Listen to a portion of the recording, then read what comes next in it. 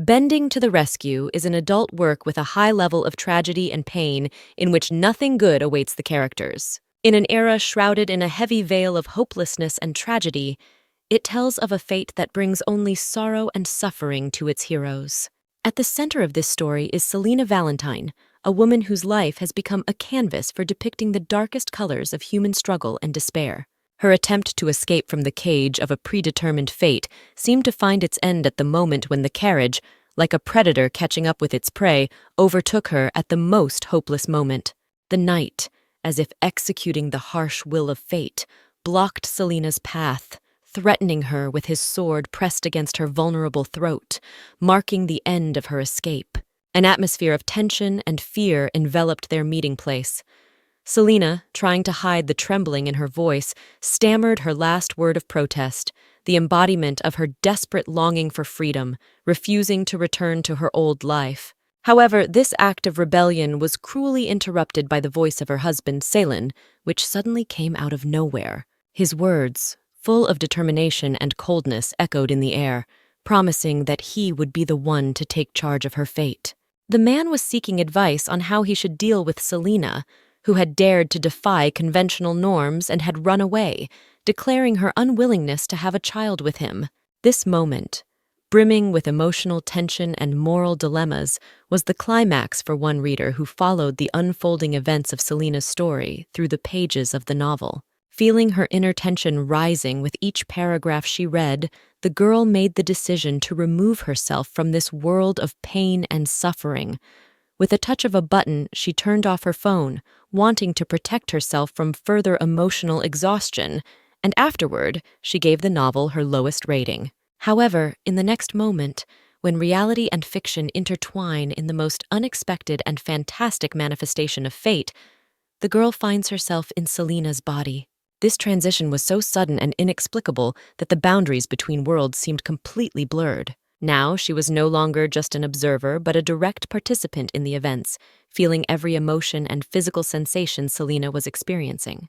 Shannon's fury sounded like a raging storm in a heart-wrenching scream. It rained down on Selina like lightning in the darkness, catching at strands of her hair. Her voice pierced the air, carrying words soaked with bitterness and despair. Through this swirl of emotion came a rebuke filled with resentment and incomprehension. Why had Selina trespassed on what belonged to Shannon? With agonizing rage in every word, Shannon screamed at Selina. She did not relent, shouting her grievances like fiery arrows carrying rage and resentment in their flames. She openly stated that no one would be happy to see Selina, that her presence would only be a bad omen. With a sad hardness in her gaze, Shannon pushed Selina away, as if tearing away a piece of her heart, and walked away, leaving behind her only venomous comments, as if her rage had not died down, but had only taken on new hues.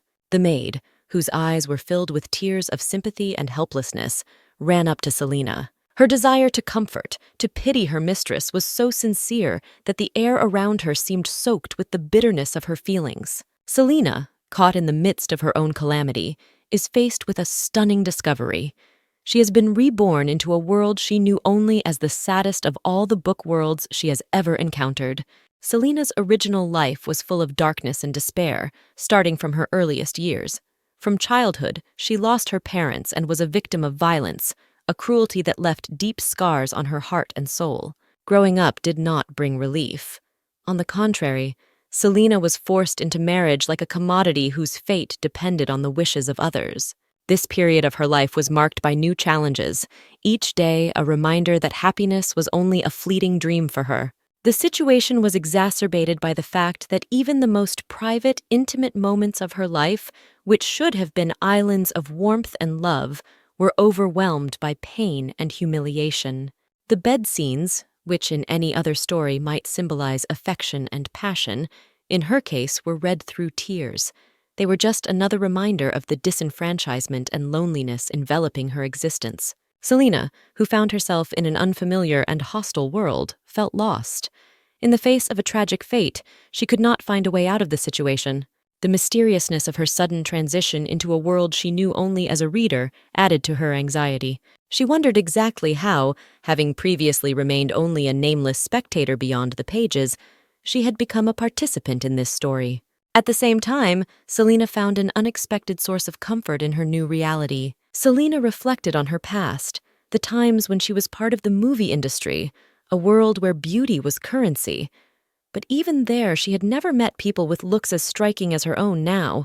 This discovery made her realize that despite her ordeal, she now had a major role in the story, and maybe that was what would give her the key to changing her destiny. She, who before was only a face from the crowd, an actress of mass scenes without name or history, now possessed a beauty capable of stopping glances and arousing admiration. The moment Selina decided to show off her ravishing looks in front of the maid, something happened that left Penny in utter amazement. It wasn't so much Selina's newfound beauty that struck her, after all, Penny saw her every day, as the change in her manner of speaking. Selina, who had often stuttered before, suddenly spoke clearly and confidently, without the slightest hint of the previous uncertainty in her voice. Penny was delighted by this discovery, and tears of joy welled up in her eyes. Overwhelmed with emotion, Penny couldn't contain herself and begged Selina to say something else, so shocked and delighted was she by this sudden change. At that moment, Selina was reminded of how important a role Penny had played in her life. Penny wasn't just a maid, she was her only support and defense in this cruel world, always standing by Selina's side no matter the circumstances. This realization deepened the bond between Selina and Penny, showing that their relationship was much deeper than just an interaction between a maid and her mistress. Selina appreciated Penny's true devotion, who stayed by her side in her most difficult moments, despite all the trials and dangers they had to overcome. The organization of Selina's marriage turned out to be the work of her stepmother, Camille, who showed herself to be a real villain. This woman did not hesitate to accept a bribe from the Archduke, who wanted to take Selina as his wife. Selina was shocked to realize that Camila, this soulless and calculating woman, was now her stepmother. This discovery awakened new fears in Selina and the realization that her future could be unpredictable and full of danger. Penny, seeing Selina's agitation, turned to her again with care and concern. This made Selina remember the beginning of her journey in this world. The novel she fell into began with a grim scene where Selina, desperate to find a way out of her troubles, spends all her savings on a poison called eternal rest. This moment was a critical turning point in her life, and realizing this moment in Selina's past explained why Penny was so concerned for her well-being. Penny's anxiety was not unfounded. It reminded her of the difficult times when Selina had been on the verge of despair and had been ready to resort to the most extreme measures to relieve her anguish. However, it was Penny who replaced the vial of poison with a common sleeping pill, wanting her mistress to stay alive. As Selina confidently burst into words, asserting that everything was under complete control, she also didn't fail to share her knowledge of a past bottle-swapping incident involving Penny. Penny, as if thunderstruck by this revelation, felt the tension in the air like a thin crust of ice ready to crack at any moment. After a brief but agonizing moment of silence, she gathered the rest of her strength and, unable to hold back the tears that came up, muttered an apology. The words came out of her through sobs, each filled with deep regret. Penny admitted that her actions were dictated by necessity and desperation because she saw no other way out. She explained that all her actions were done in memory of her tragically deceased mistress, and the main purpose was to protect Selina from the deadly danger lurking in the poisonous potion. Selina, for her part, reacted unexpectedly. Her face lit up with a smile that might have seemed mysterious to an observer unaware of their secrets. She remarked lightly that Penny's mixture, though intended to save her, had the side effect of confusion of thoughts. Then, easily moving the conversation in another direction, Selina asked a question about the invitation Shannon had mentioned. Penny shared the news of the upcoming magnificent feast to be thrown in honor of Her Majesty's birthday. It was as if the announcement instantly transported Selina to a distant memory in which she had read a novel about Selina attending this very gala, having come by personal invitation. In this memory, saturated with the colors of the past, Selina relived the moment she met the Archduke, a key twist of fate leading to unexpected and momentous consequences. This was the same Archduke who later claimed her hand and heart, buying her as his wife. Despite the outward brilliance of this meeting and subsequent events, however, memories of the Archduke's actions are marred by the heavy weight of the cruelty he displayed. These actions have left deep scars in Selina's soul that are not easy to get rid of. The realization of this made Selina come to the firm conviction that she should avoid any meeting with the Archduke under any pretext. With every word Penny shared about the upcoming gala, a determination dawned in Selina's soul to bypass the event where their paths might cross. Suddenly making a decision that could change the course of her fate, Selina ordered a carriage to be prepared for the trip to the city. This decision struck Penny to the core. She was completely stunned, for Selina rarely ventured beyond the confines of her secluded estate. But Selina, immersed in deep thought, realized that her presence at the upcoming event was not just desirable, but mandatory. However, she had her own strategy. She had to be there, trying her best to avoid meeting two dangerous characters who could harm her or change her fate for the worse. The first of these was Archduke Valentine, a man with a troubled past and dark intentions, a meeting with whom could lead to unpredictable and probably detrimental consequences. The second was the knight Barale Castark, a figure no less sinister, for it was he who, according to the twists and turns of the plot, at one of the darkest moments imprisoned and tortured Selina. These two characters represented the threat that Selina sought to protect herself from by not allowing them to influence her life. The moment Selina Crawford, the Count's daughter, crossed the threshold of the atelier, enveloped in the freshness and novelty of her dress, time seemed to stand still. The gazes of everyone on the street involuntarily shifted in her direction, as if magnetically drawn to her figure. The elegance of her gait, the gracefulness of her movements, everything about her made Selina stand out from the crowd, making her the center of everyone's attention. Taking her time, she made her way to her luxurious carriage, each step emphasizing her refined nature and impeccable taste. Then, already settled in the cozy furnishings of the carriage, Selina plunged into reflection. The words spoken by someone in the crowd echoed in her heart. The comparison of her to an angel made her think. In the depths of her soul, Selina was searching for the answer to the question of her true self. She was not thinking about the superficial beauty that nature had so generously bestowed upon her, but about the depth of her inner world. Is there something about her that makes her truly special that goes beyond looks? When Penny turned to ask her what was occupying her thoughts, Selina, for a moment broken out of her musings, answered with warmth in her voice. She expressed her sincere joy and gratitude that Penny was always there for her, no matter the circumstances. Selina was engrossed in watching Penny, who was busy minding her own business, holding up several sheets of paper. Penny, noticing Selina's attention, showed her the contents of her hands. It was a receipt for the purchase of a new dress and an advertising brochure, which aroused Selina's particular interest. The pamphlet described a monastery, but not an ordinary one, but one inhabited by the terrifying Barale Castark. The information had caught Selina's attention, for rumors of the place and its inhabitant had spread throughout the district. Time passed inexorably on, and as night enveloped the house in silence and gloom, there was a sudden whisper. Penny, with alarm in her voice, woke Selina to break the news that would make the news of the world seem unimportant. Selina's heart sank. The new, barely acquired dress, the symbol of so many hopes and dreams, had been ruthlessly destroyed. This moment was a test for Selina, because the dress carried much more than just material value. It symbolized the beginning of a new stage in her life, a dream that now seemed shattered.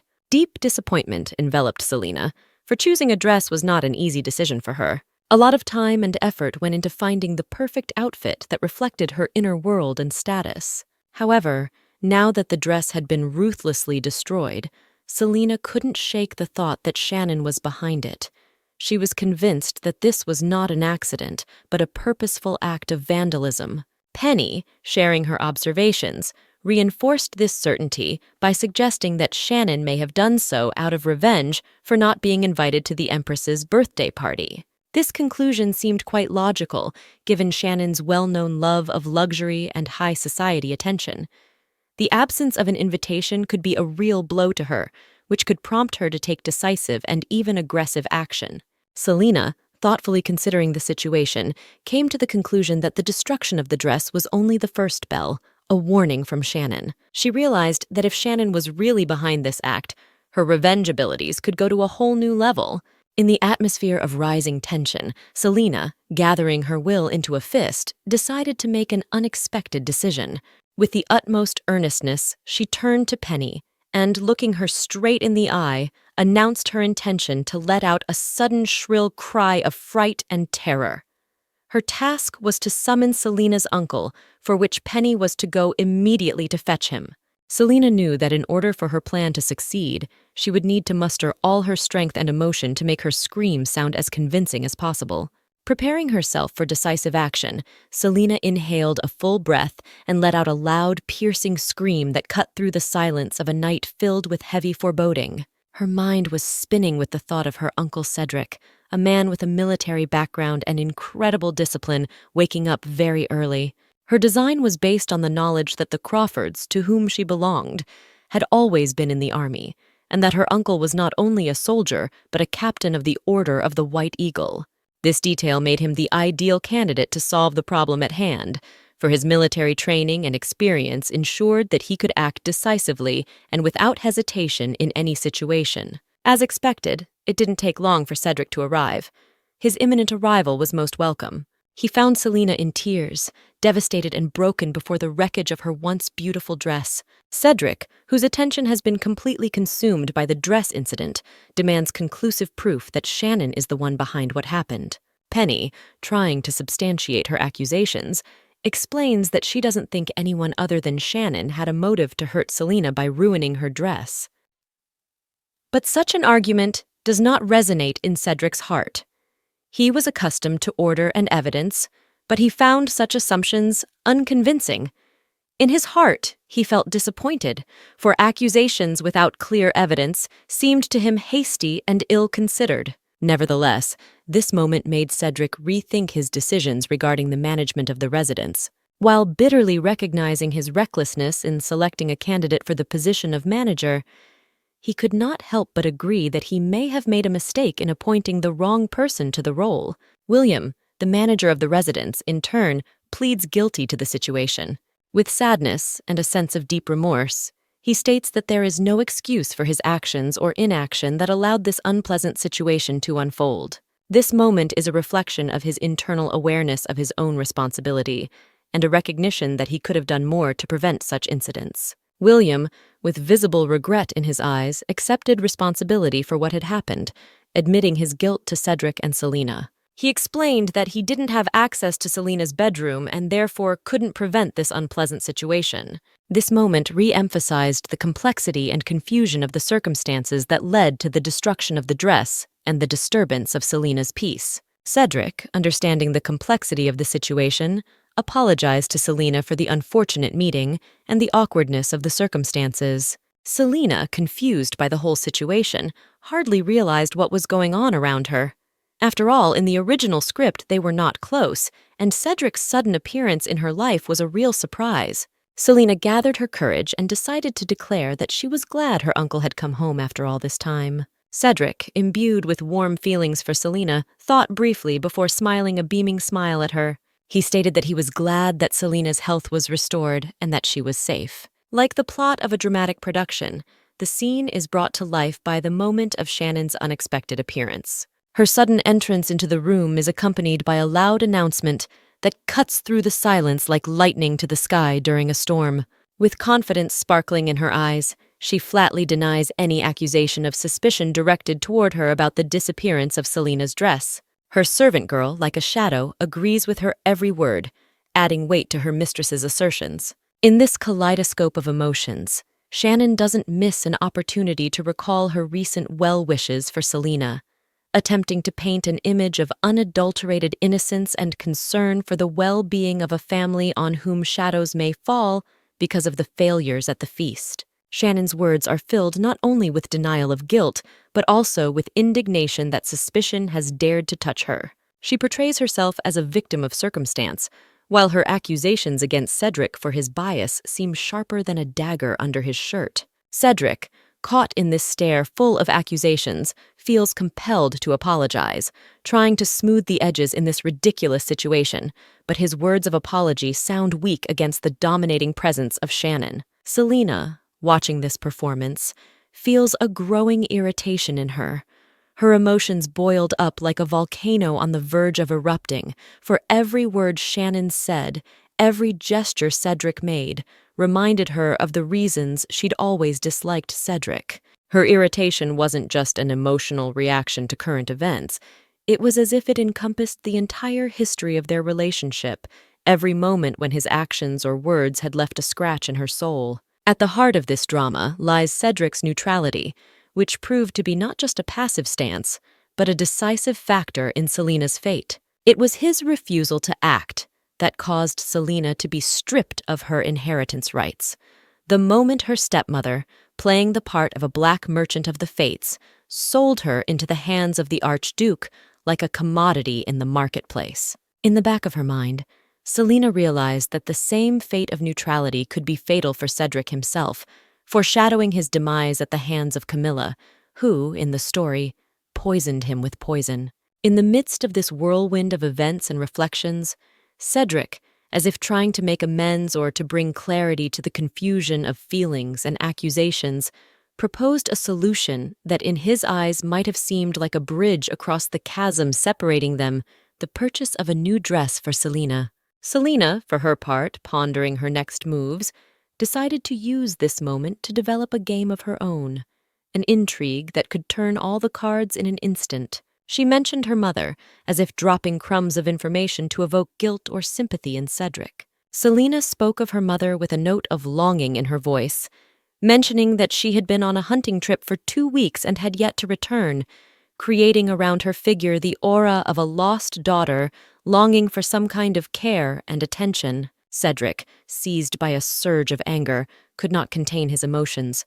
In his eyes, the position of head of a family, especially in hard times of war, demanded strict rules and order, excluding any caprice or rash behavior. His words reeked of relentlessness, emphasizing the importance of discipline and responsibility in the face of looming threats. At this moment, Selena, like a skillful master of a chess game, made a move that would make any opponent think twice. With softness in her voice and a glint of nobility in her eyes, she urged Cedric to put his strictness aside in defense of her stepmother and sister. She recalled that she was the one who had taken it upon herself to take care of the dress for the upcoming gala despite the circumstances, showing her concern for the family even when Shannon had been left uninvited. Such an act could not leave Cedric and William indifferent.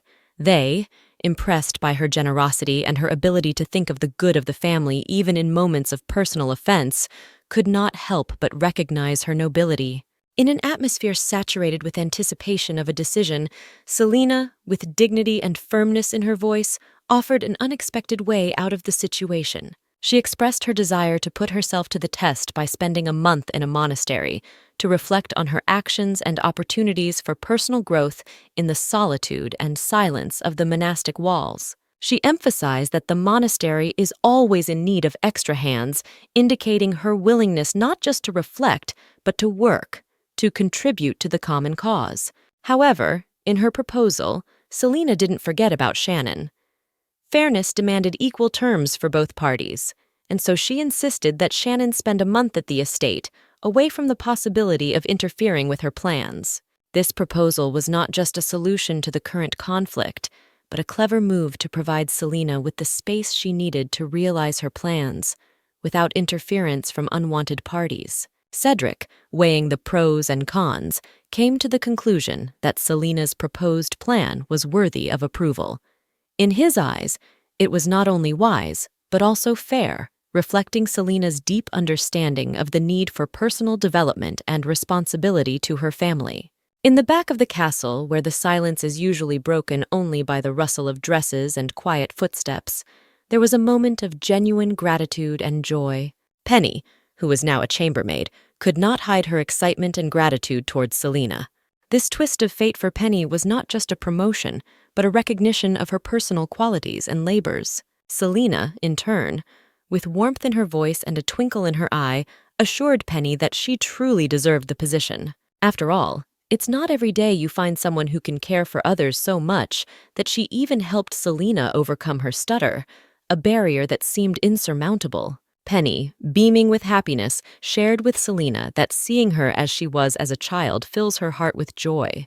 These words made Selina think. She thought about the changes that had happened to her since her childhood. Selina began to analyze herself, trying to figure out exactly how the modern version of her was different from the carefree and free-spirited girl that Selina had once been. Selina shared her mysterious plan with Penny.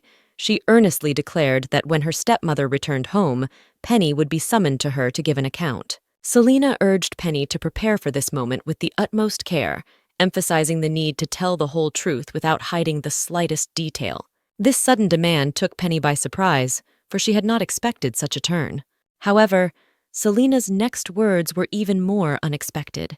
She whispered quietly that Penny would have to convince everyone that Selina still suffered from a stammer when she was alone, and that she could often be caught crying, far from the eyes of others. As they headed towards the carriage, Selina added another layer to her plan. She revealed to Penny that she was to play the role of the sick woman in front of Cedric to cause him concern not only for Penny's health, but also for Selina.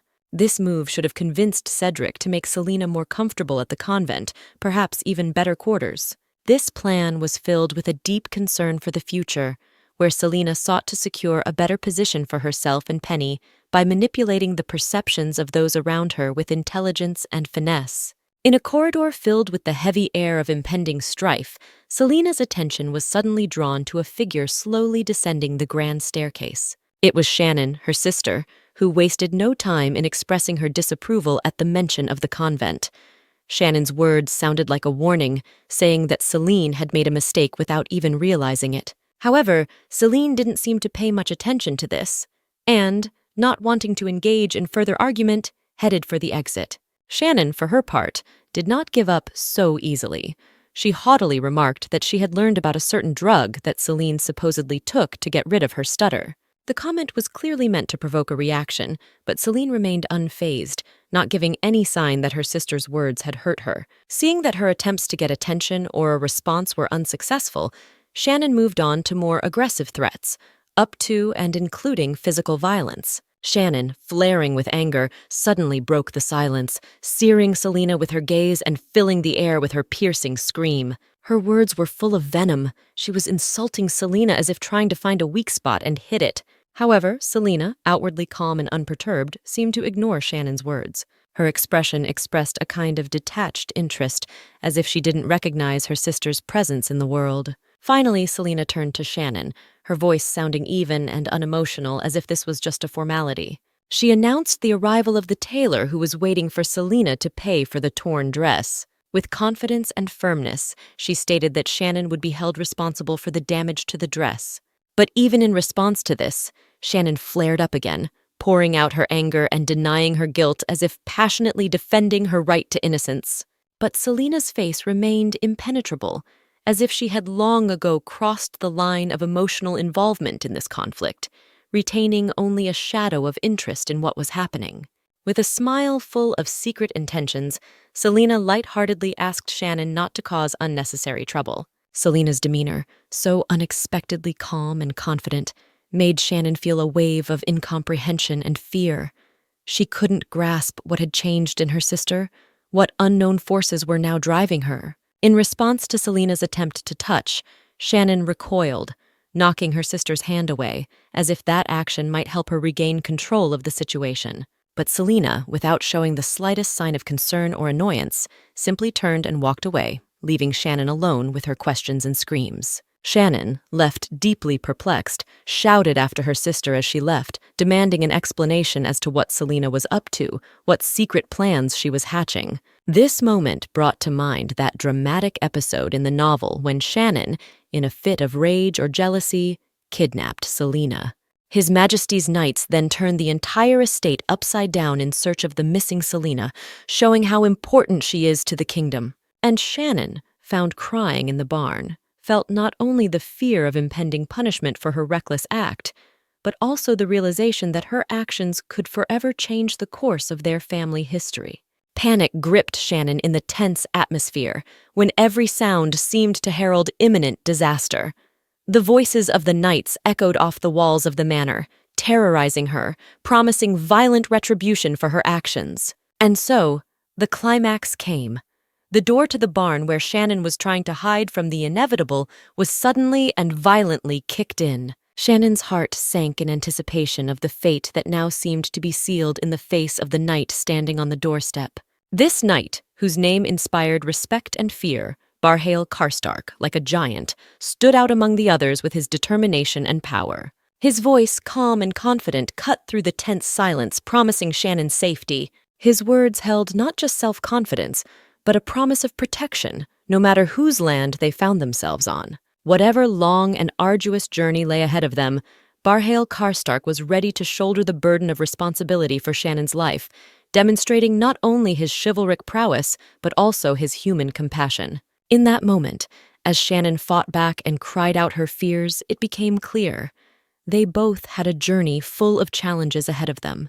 But it's also an opportunity for Shannon to realize that there is both protection and hope in the world, even if it seemed lost. Removing his helmet, Barale allowed Shannon to see his face, a gesture that should have been a sign to her that despite all threats and fears, she was under his reliable protection. This snippet was the last time Shannon appeared in the plot of this novel, which was a disappointment for the reincarnated girl, because she never got to know the continuation of Shannon's story. In the quiet of her retreat, Selena sank into deep thought, swept by waves of memories of the original Selena's encounters with Barale. This character, like a shadow, flickered in her life, leaving behind a trail of doubts and disappointments. In the back of her mind, she was aware that Barale had done incalculable harm to the original Selena, and that knowledge created in her an overwhelming desire to stay away from him. Her mind, constantly analyzing the situation, suggested that Barale was a figure best not to mess with unless absolutely necessary. However, despite all his past transgressions, Barale possessed one remarkable trait: unconditional loyalty. His ability to follow Shannon's orders without the slightest hesitation caused Selena not only surprise, but a certain admiration. This observation prompted her to make the bold decision to use her unique position and knowledge of the plot to her advantage. Realizing that Barale had not yet met Shannon and therefore had no ties to her, Selena decided that this was the perfect moment to gain his loyalty. Her strategy was to present herself in a light that would not only get Barale's attention, but also convince him that she was his true ally, not Shannon. Selena was confident that her deep understanding of the course of events and her ability to manipulate information would play a key role in her plan. Thus, armed with knowledge and determination, Selena prepared to rewrite the outcome of history. She saw in Barale not only a tool to achieve her goals, but also a potential ally who could accompany her through all the challenges that lay ahead. In the secluded world of the monastery, where time seemed to flow more slowly, Selena carried a heavy box with dignity and composure, filled perhaps with items important to her current assignment or the monastery's needs. In this place, where every corner breathed silence and peace, a man suddenly appeared before her, his sudden appearance cutting through the monotony of the monastery routine. With kindness in his eyes, he offered his help to Selena, as if feeling the weight not only of the box, but also the burden she carried in her heart. After spending time at the monastery, Selena not only came to terms with its peace, but also delved deeper into the study of local medicinal potions, expanding her knowledge and skills that could help her in the future. At the same time, her search for gladiators similar to Barale remained fruitless. Among the 7 warriors she met, there was no one who matched the image she was looking for. It was a test of patience and determination, but Selena never gave up hope. Suddenly, when Selena least expected it, her path was blocked. The man had deliberately occupied her attention so that she would not notice the wounded gladiator hidden from her sight. This action was so unexpected and confusing that it caused her mixed feelings ranging from curiosity to bewilderment. When Selena, moved by genuine interest and concern, inquired about the condition of the gladiator unseen to her, a man stood before her like a guardian standing guard over a secret. With confidence and firmness in his voice, he opened her veil of mystery, stating that the wounded warrior was preparing to enter the arena. With undisguised caution in his words came the story of the gladiator who knows no defeat. Even with his wounds, in pain, he has taken to the path of battle again and again, where each time he gains the upper hand over his opponents. The only faithful companion and instrument of his indomitable will is the sword, a symbol of his courage and indomitable strength. The man, as if seeking to dispel any illusions of sympathy for the gladiator, emphasized that for a berserker, a warrior of the arena, feelings and sympathy were a luxury he could not afford. "He doesn't need your sympathy. He's a gladiator." With those words, he not only surprised Selena, but made her look at the gladiator world from a completely different angle.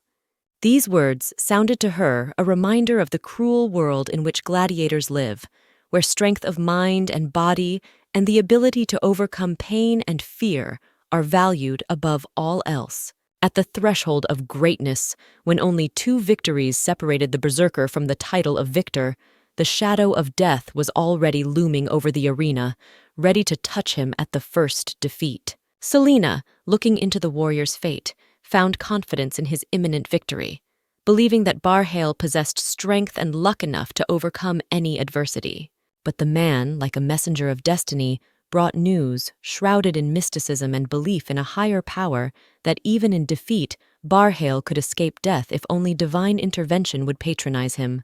These words hovered in the air, filling the moment with the expectation of a miracle, when suddenly Barale himself, the embodiment of courage and indomitable will, fell, barely reaching his battlefield, the arena. This fall, like a harbinger of doom, brought alarm to the hearts of the witnesses. Selena, frozen with surprise, felt time stand still, and everyone present wondered, will this fall be a foreshadowing of his journey, or is it a test after which he will stand up even stronger? At this critical moment, fate itself seemed to be hesitating, weighing the outcome of the battle between physical strength and spiritual will.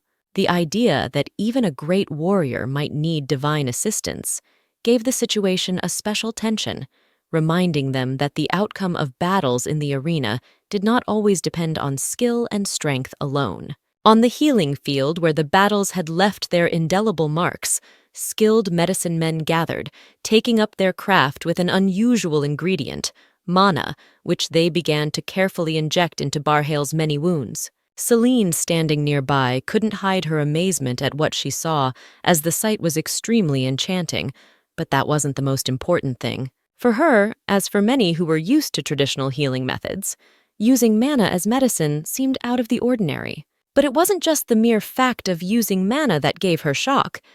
It was the way the medics handled the magical healing crystal. This crystal was known for its power, but also for its capriciousness.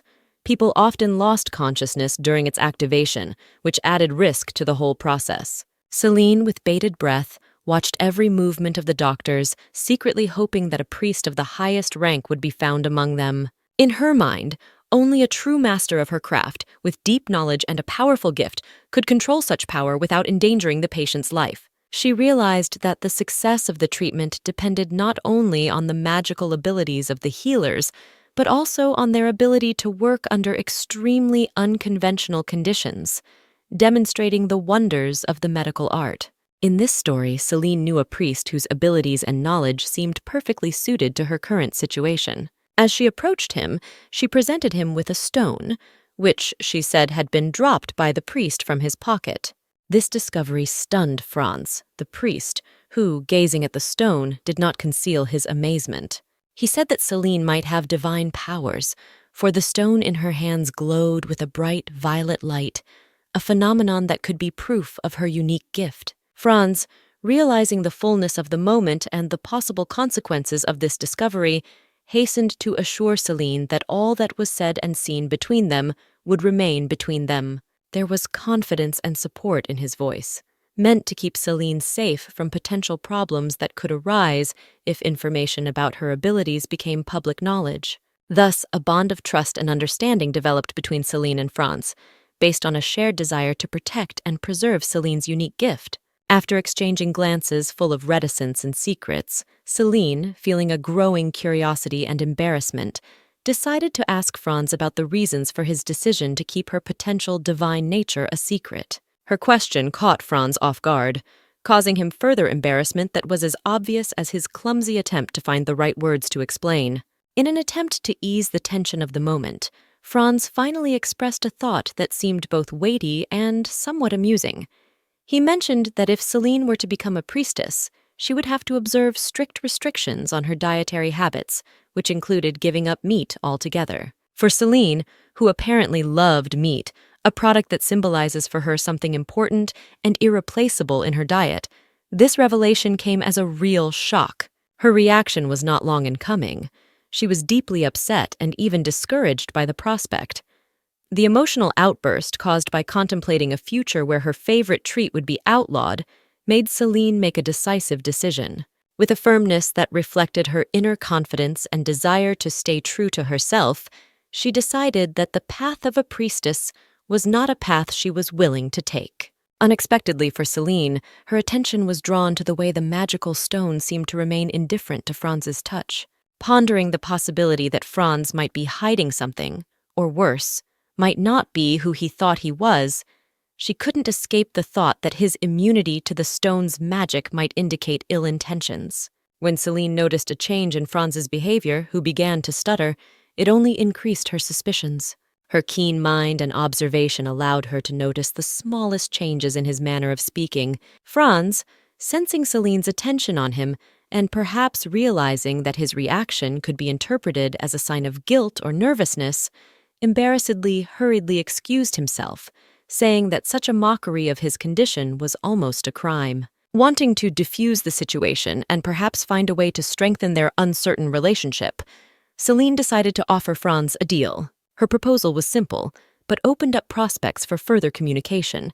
She asked him for a few items and made him promise that he could visit her when she returned to her estate. This gesture was intended to create a bridge of trust between them, allowing Franz to show his interest and good-heartedness, and Celine the opportunity to demonstrate openness to dialogue and cooperation.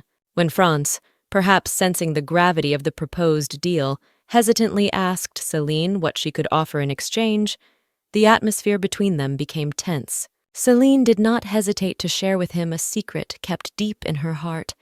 She told him of the existence of a mine of magical stones, the knowledge of which had been lost to all but herself. This mine, like a magical portal to another world, was inherited by her from her late mother, becoming not only a valuable asset but also a part of her personal history, a secret shrouded in an aura of mysticism and magic. Franz, faced with such a revelation, felt as if he were standing on the edge between two worlds.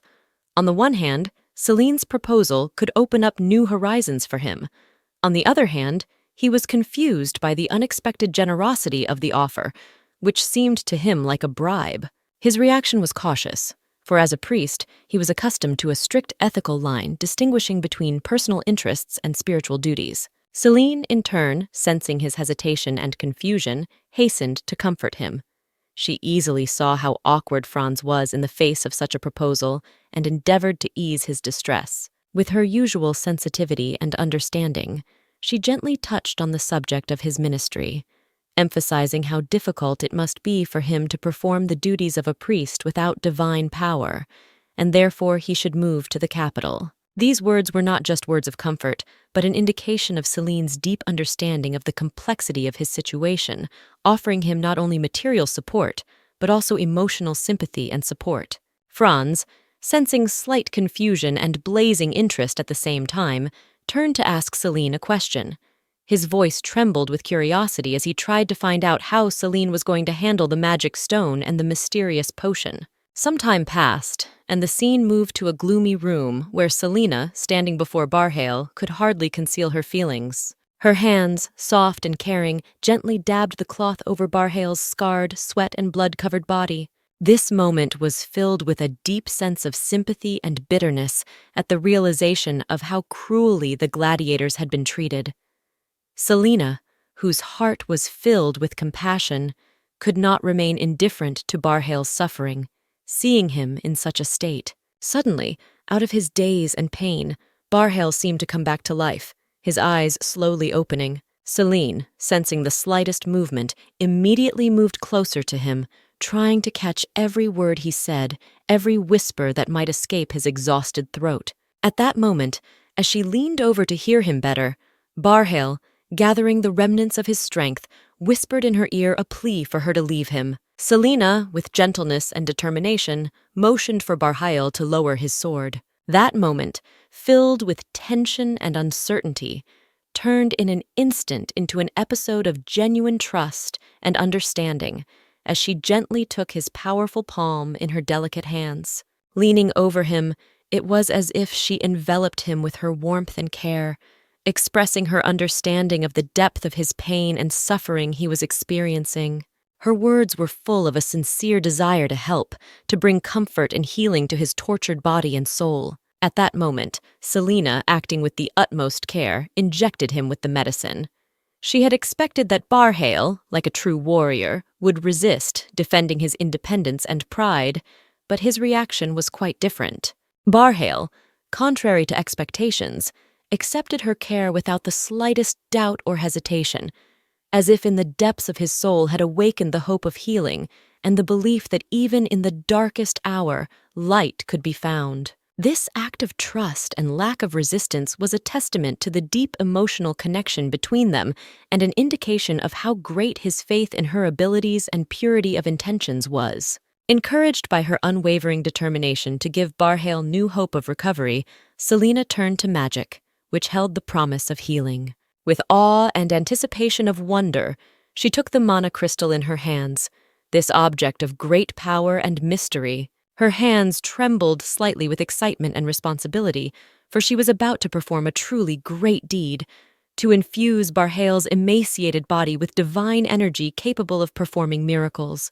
But as Selina began the ritual, she was suddenly attacked by Barale.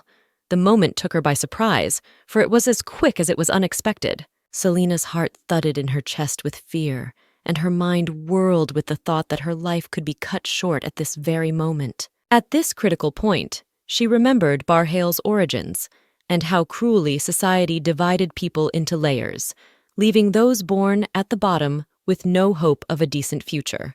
Barale, the embodiment of the anger and pain of the lower classes, had always hated nobility. And in that moment, Selina realized that her noble intentions could have been interpreted by him as just another show of contempt or pity. Fear overwhelmed her, but at the same time a spark of hope flared in her soul that even now, in the face of a mortal threat, she could find a way to Barale's heart and break down years of misunderstanding and hostility. In that moment, she realized that their fates were closely intertwined, not only by the struggle for survival, but also by the opportunity to overcome deep-seated prejudices by uniting in the face of common trials and tribulations. In one poignant moment, when time seemed to stand still, Barale, the embodiment of despair and dashed hopes, performed an act that left Selina in a state of profound shock.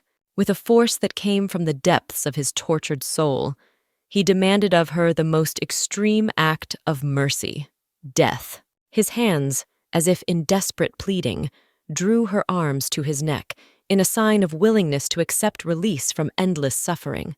But Selene, overwhelmed with confusion and unable to understand how anyone could consent to such an act, tried to free herself, struggling with the role suddenly thrust upon her. Disappointment and sadness enveloped Barale as he realized that his plea for death would not find an echo in Selina's heart. With sadness in his eyes, he let go of her hands, as if with that gesture he was also letting go of the last ray of hope for deliverance from her torment. At this critical moment, Selene declared with a deep sense of compassion and unwavering determination that she would not leave him in his suffering, that she would not leave him alone with his pain. She admitted that she might not be able to understand the depth of his despair, but she was sure that the path he had chosen was wrong. Selene reminded Barale that they still had challenges in front of them that they must pass together. With only 2 fights left before her cherished freedom, she put into those words all her faith in a future in which Barale could taste life again, freed from the shackles of the arena. These words sounded like a mantra, a reminder that the road to freedom was not yet over, and that each step forward took them further away from the abyss of despair into which it was so easy to slip. His gaze, filled with disbelief and amazement, was fixed on Selena, a girl with an amazing ability to control mana. Like a dancer on stage, she poured mana with grace and precision into the crystal, which glowed softly under her hands, shimmering with all the hues of the northern lights. Barale, trying to express his admiration and find a deeper contact with her, gently touched his finger to her lips.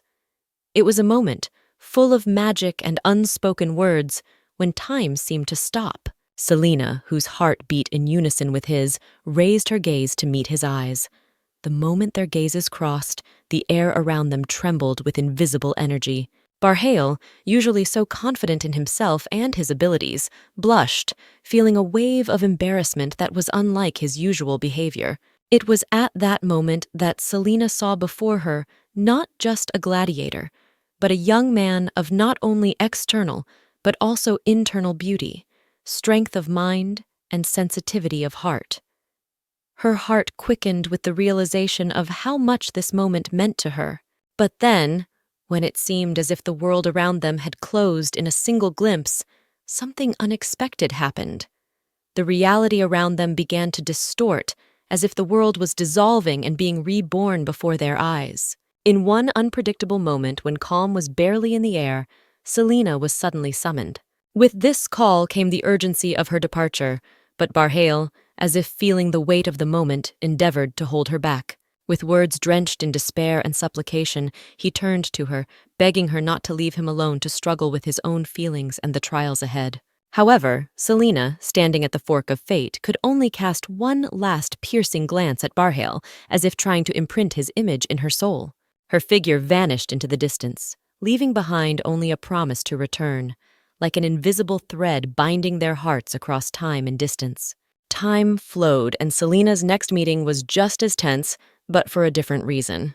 Franz met her not just reproachfully, but with a serious reprimand for her decision to go into isolation. This place, framed by secrets and dangers, was not for the faint of heart, and Franz made clear to Selena the seriousness of his disapproval. However, the conversation took an unexpected turn when he reported a letter had arrived.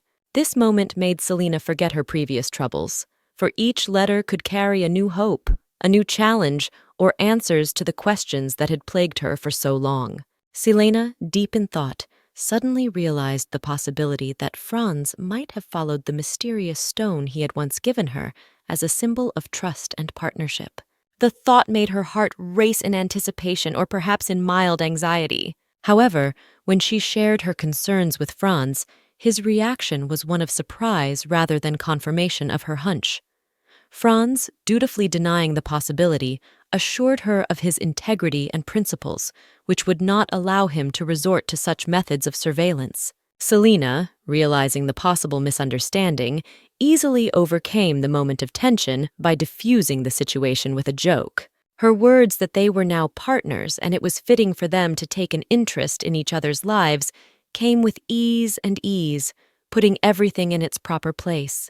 Franz, in turn, not hiding his embarrassment at the unexpected turn of the conversation, held out the letter to her. His request that they no longer joke in this way only emphasized the depth of their understanding and trust, though it left a slight sense of awkwardness between them. When she received the letter, Selena felt a thrill of excitement. When Selena picked up the letter, her eyes were immediately drawn to the name Eddie, written in neat letters on the envelope. At first, she couldn't understand who might be behind the name, for it didn't tell her anything. After a moment of insight, however, she realized that Eddie was nothing more than an affectionate abbreviation for Adrien Barry. Adrien was her stepmother's son, whose name had been only fleetingly known to her up to this point. This discovery struck Selena to the heart, for she had not expected to receive a letter from someone so closely connected with her own family, much less from a person of whose existence she knew so little.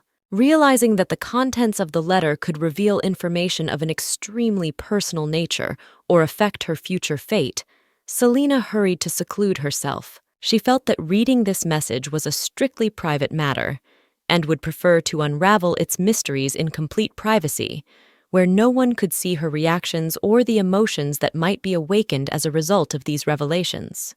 The moment she stepped aside to examine the letter more closely, the thought of the last name Barry popped into her mind. This surname carried a special mark in their world.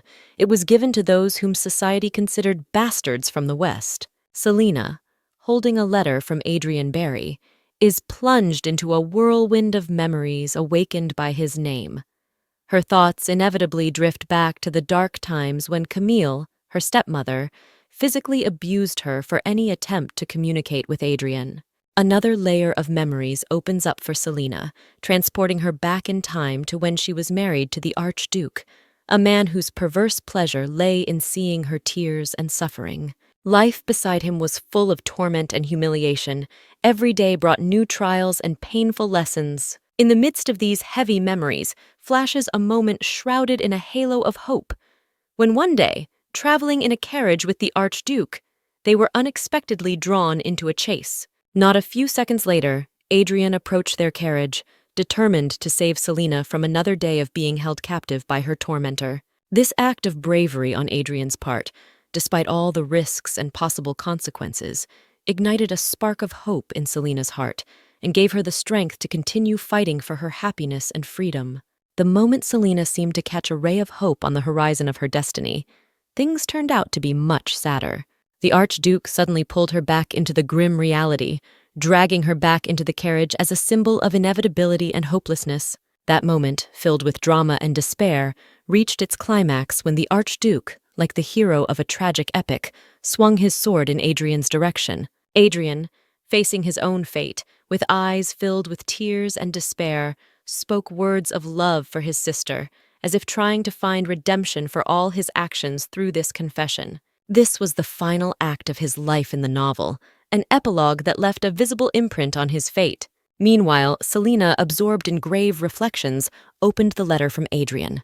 There were only a few words in it, but they overflowed with longing and loneliness. He was bored. Those words seemed like they should have brought them closer together, but instead, they only pushed Selina to decide to avoid Adrien in the future. In her eyes, his actions reflected in the pages of the novel seemed far from adequate and reasonable. This decision, although it was caused by disappointment in her brother's actions, was the only possible way for her to preserve her own mental balance and at the same time defend her principles and beliefs. In the depths of silence of Camilla's study, where every object seemed saturated with history and mystery, Cedric, along with his loyal associates, pondered the current predicament. Seeking a solution, he decided it was time to take drastic measures. With a word full of authority, Cedric ordered one of his men to go to the hunting grounds immediately and give Camila an unequivocal order to return home. Time, like a whirlpool, swept away the hours of waiting until the maids, excited and full of curiosity, began to exchange conjectures as to how Camila could have returned from a fortnight's hunt without bringing back booty or glory. When Camille finally came face to face with Cedric, she tried to explain that what had happened was the result of a misunderstanding, but Cedric was in no mood to take that as an excuse. In Cedric's eyes, everyone who lives under the roof of this estate should be tirelessly concerned for its well-being, especially in troubling times like the time of war. He began to reprimand Camila, emphasizing her carelessness and short-sightedness in managing the estate in his absence. This moment was a test for both of them. For Cedric, a test of his ability to govern and remain fair even in the face of personal feelings, and for Camila, a moment of realizing the weight of responsibility placed on her shoulders. Camila, without losing her composure and elegance, replied to Cedric that in her opinion there was no cause for concern. She touched his face lightly and casually, leaving a light trace of warmth and care on his skin. She complimented him as if playing a game, suggesting that his strength and determination should be even more appreciated in the presence of a woman's attention and warmth. Camila made no secret of the fact that Cedric might be lacking that feminine affection and support to soften the burdens he had to carry on his shoulders. Cedric, however, did not take the gesture as she expected. With the seriousness and determination inherent in him, he gently but firmly withdrew her hand, emphasizing that what she was doing was wrong. At that moment, Camila felt surprised and perhaps even confused, for she had not expected such a reaction. The thought that Cedric might not see her as his future life partner began to form in her mind, which came as a surprise to her. Cedric, on his part, felt disappointment not so much at the rejected gesture, but but at the discrepancy between his expectations and reality. Cedric was deeply perplexed and disappointed when confronted with the thought of Camila taking Joanna's place in his brother's life by becoming his wife. Memories of Joanna were something bright and warm to him. She was not only the epitome of kindness, but a person who had genuinely sought to protect him from the horrors of war. Her offer to return to the capital to avoid being sent to the front was driven as much by concern as by a deep love for Cedric. Joanna didn't want to be alone, facing the uncertainty and dangers surrounding their world, and her feelings for Cedric were so strong that she would do anything to have him by her side. This contrast between past and present became even more acute after Cedric's return from the war. Upon learning of Joanna's death, which left an indelible mark on his heart, Cedric faced a new reality in which his brother found solace in Camilla's arms. This transition from Joanna's love and care to his brother's marriage to a woman who seemed so alien and incomprehensible to him caused a storm of emotion in Cedric's soul. He couldn't understand how Camila could replace Joanna, who had been a symbol of true love and sacrifice for him, and now his brother was committing his life to someone who seemed so far removed from the ideals that Joanna embodied. Deep in his heart, Cedric felt a deep regret that wrapped his soul in a cold shroud of missed opportunities. The most burning of these feelings was the pain that he had not found it in himself to propose marriage to Joanna. Not only did it disqualify him from calling her his wife, but it left him without the ability to legally call little Selina his daughter. It was a thought that pierced his heart every time he looked at her, realizing that he could give her anything he wanted if she were his real daughter. Meanwhile, another drama unfolded at the estate. Shannon received a warm welcome from her mother, but the peaceful beginning of the visit was quickly replaced by a storm of indignation when Camila, without wasting a moment, began to express her displeasure at little Selina's soiled dress. The words of accusation came out of the horn of plenty, hitting Shannon with unprecedented force. Cedric, who had witnessed the scene, could feel the tension in the air growing thicker by the minute. Shannon, for her part, vehemently denied all accusations, claiming that she is in no way the cause of Selina's dress mishap. Her words sounded convincing, but Camille was adamant, insisting that if it wasn't Shannon's fault, it was definitely one of the maids under her direct supervision. From that moment on, the air in the estate became even more electrified, and the tension between mother and daughter reached a peak. Camille was adamant that Shannon should take control of her household staff to prevent such incidents from happening again.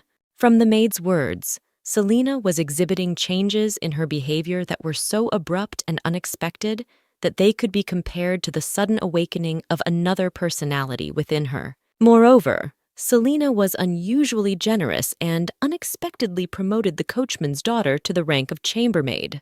It was a decision that seemed so out of the ordinary that the maid could not help but express her concern over the possible rumors that might spread because of such an unorthodox act. Shannon nodded in agreement as she listened to the maid's story, adding that Selina's behavior was so strange and unpredictable, it was as if she had been possessed by a ghost. Camille, after listening attentively to the stories of Shannon and the maid, fell into deep thought. Seeking answers and trying to make sense of what was happening, Camila decided to act. She ordered Penny, the coachman's daughter whom Selina had so abruptly promoted to chambermaid, to be brought to her chambers. This move was to personally find out the motivations behind such actions by Selina and try to understand what was the catalyst for such a drastic change in her behavior. In the silence of the chambers, Penny lay on the floor in front of Camila, her haggard face reflecting anguish as Shannon's maid stepped on her hand as if it were her last hope for salvation. Camila, listening intently to Penny's words, uttered questions that suggested she was eager to unravel the mystery behind the fog of changes in Selina's behavior. Penny, cradling her hand in pain, tried to explain the situation. She claimed that Selina had simply taken a sleeping pill and temporarily lost control of her actions.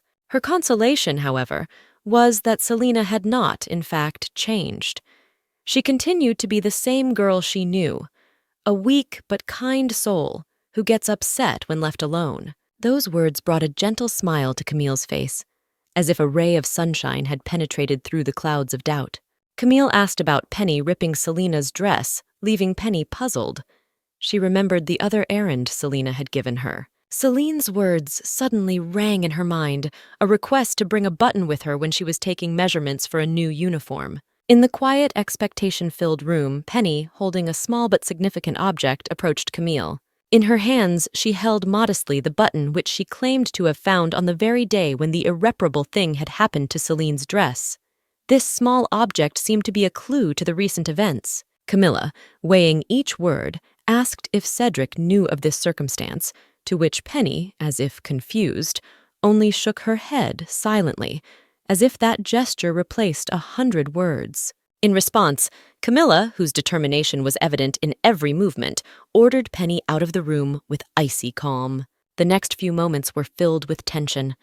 As soon as the door closed behind Penny, leaving them alone with silence, Camille turned to her daughter. With this act, the room seemed to shrink, the walls witnessing the severe punishment for the indiscretion Camille thought she had allowed.